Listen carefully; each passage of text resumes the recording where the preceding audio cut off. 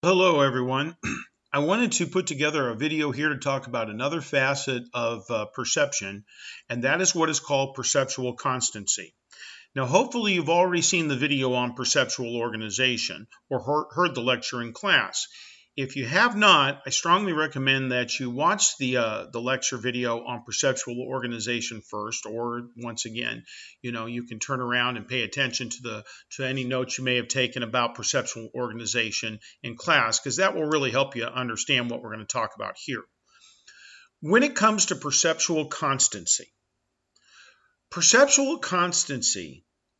typically occurs once we know what we are perceiving. So you've gone through the steps of perception and perceptual organization. You know what it is that you're seeing. You know what it is you are hearing. You know what it is that is going on. Okay?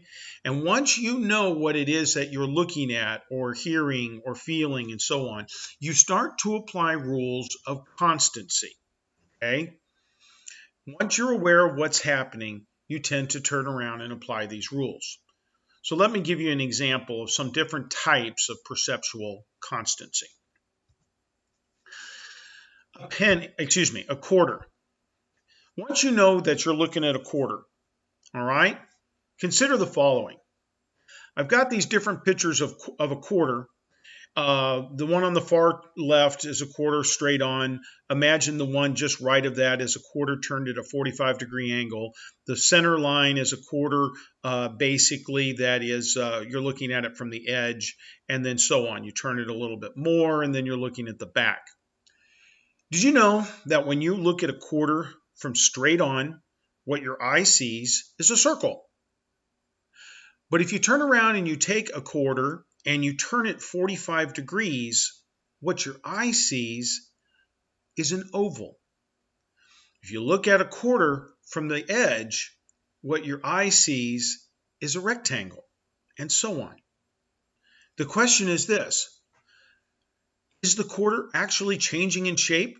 Your eye is trying to tell you it is. I mean, really, your eye is trying to tell your brain, hey, it's changed. The object is no longer circular, it's oval, or it's no longer oval, it's a rectangle. But your brain is smart enough to know it's just a coin. It really hasn't changed in shape. Shape constancy is a type of perceptual constancy. Once you know what the object is, in this case, a quarter, a coin, you know that it does not change in shape. Even though your eyes may try to convince you that it has, you know that it really truly hasn't changed in shape. This is a type of perceptual constancy. There's also what is called size constancy. Take a look at the following picture here, okay? You see down here in the bottom of the picture, you see a young lady and her daughter, as well as her two sons, okay? And up there near the top of the picture in the shirt, multicolored shirt, is her husband and her brother. You just have to take my word for that.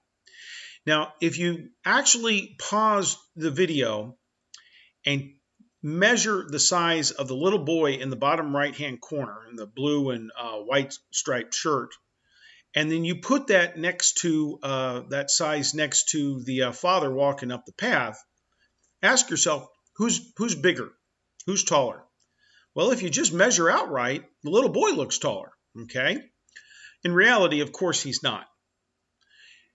Those people at the top of the picture are off in the distance.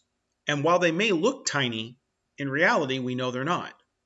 This is an example of what we call size constancy. Once we know the size of a particular object, even though our eyes may try to tell us it's changed, we know, in fact, that is not the case. There's also an example of what is called brightness constancy.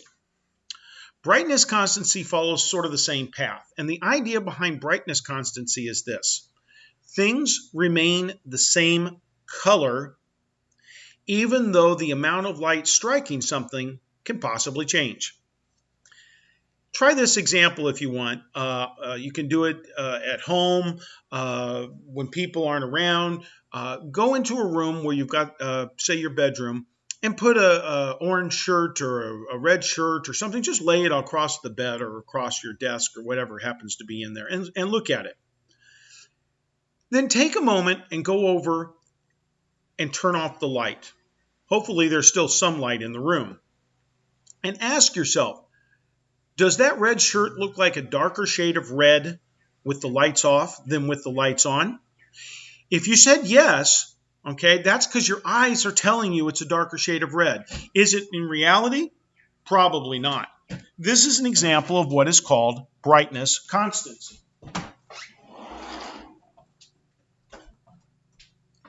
We actually see this once in a while if you go to a store.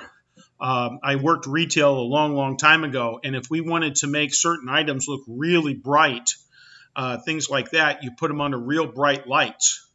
And we had occasions where people would buy something because it was bright yellow or bright orange, and they love that bright color. And what would they do? They take it home.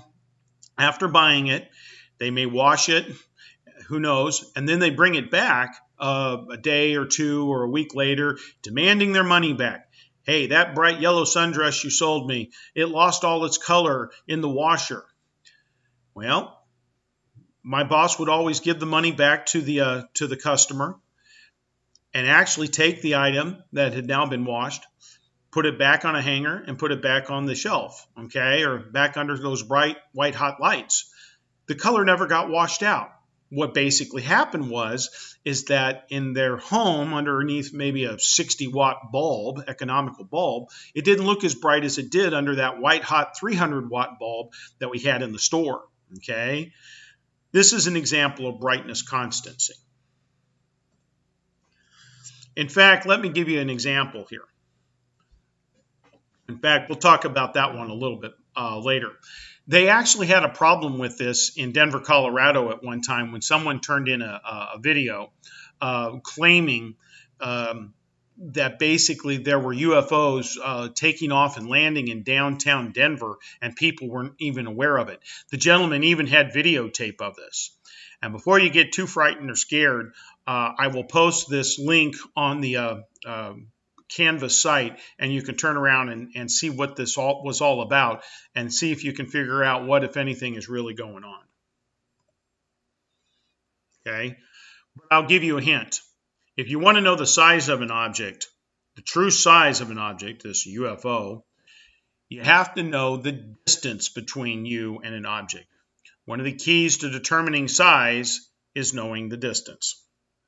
Okay, that's enough for now on the material on perceptual constancy. Hope that helps.